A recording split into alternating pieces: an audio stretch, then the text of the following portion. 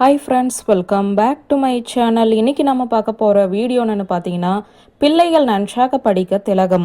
இன்னும் ஒரு சில நாட்களில் பொது தேர்வு நடக்க இருக்கிறது. 10ஆம் வகுப்பு படிக்கும் மாணவர்களாக இருந்தாலும் சரி, 12ஆம் வகுப்பு படிக்கும் மாணவர்களாக இருந்தாலும் சரி, அவர்களுக்கு இந்த காலகட்டம் ரொம்ப ரொம்ப முக்கியமானது.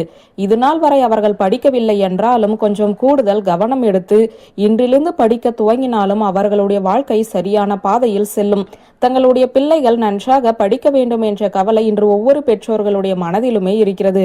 பிள்ளைகள் நன்றாக படிக்காமல் இருப்பதற்கு என்னவெல்லாம் வேண்டுமோ அதெல்லாம் நம்முடைய வீடுகளில் இன்றைய சூழ்நிலையில் இருக்கிறது.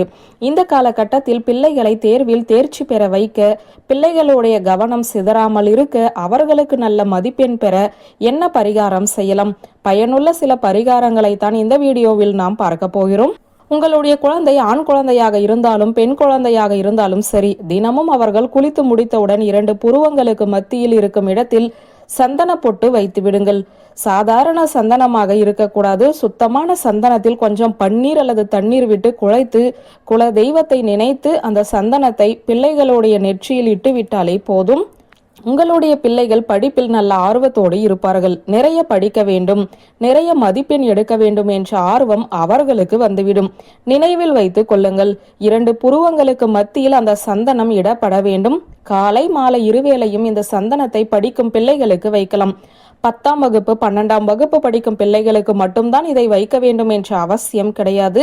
சின்ன குழந்தைகளுக்கும் இந்த சந்தன பொட்டு வைப்பது படிப்பில் ஆர்வத்தை அதிகரிக்கும் என்பது ஜோதிடர்களின் கருத்து. அதே போல பிள்ளைகளுக்கு 2வது மூளையாக செயல்படுவது வயிறு. வயிறு சம்பந்தப்பட்ட உபாதைகள் வந்தாலோ, வயிறு மந்த தன்மையில் இருந்தாலும் பிள்ளைகளுக்கு புத்தி கூர்மை இருக்காது. வயிறு சரியில்லாத சமயத்தில் மூளையும் சரியில்லாமல் போய்விடும். ஆகவே அவர்களுடைய உணவு பழக்க வழக்கத்தில் பெற்றவர்கள் கவனமாக இருக்க வேண்டும். ஆரோக்கியமான உணவை மட்டுமே அவர்களுக்கு கொடுக்க வேண்டும்.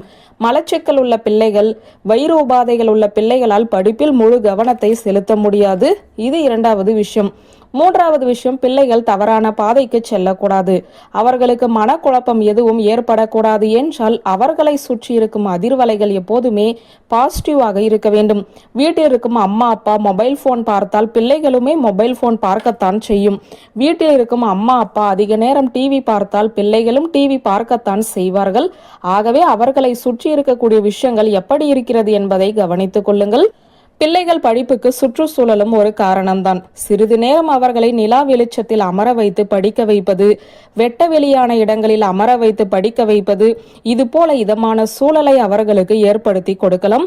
கிழக்கு திசையிலோ மேற்கு திசையிலோ குழந்தைகள் அமர்ந்து படிப்பது அவர்களுக்கு மிகவும் நல்லது என்றும் சொல்லப்பட்டுள்ளது. உங்கள் வீட்டில் பால்கனி அல்லது படிக்கட்டுகள் இடவசதியோடு இருந்தால் அந்த இடத்தில் பிள்ளைகளை அமர வைத்து படிக்க சொல்லலாம். பிள்ளைகளுக்கு தாயின் அரவணைப்பு தான் ரொம்ப ரொம்ப முக்கியம். அவர்களை திட்டி வற்புறுத்தி கட்டாயப்படுத்தி படித்தே ஆக வேண்டும் என்ற நிலைமைக்கு தள்ளுவதை விட சூழ்நிலையை புரிய வைத்து படித்தால்தான் அவர்களுக்கு எதிர்காலமே படிப்புதான் என்பதை எதிர்காலம் உணர வேண்டும். அது தாயின் கையில் தான் இருக்கிறது. தாயின் அரவணைப்பில் இருக்கும் பிள்ளைகள் நிச்சயம் நன்றாக படிக்கும், நல்ல மதிப்பெண்களும் எடுக்கும் என்ற தகவலை சொல்லி இந்த வீடியோவை நிறைவு செய்கிறேன். நன்றி, வணக்கம்.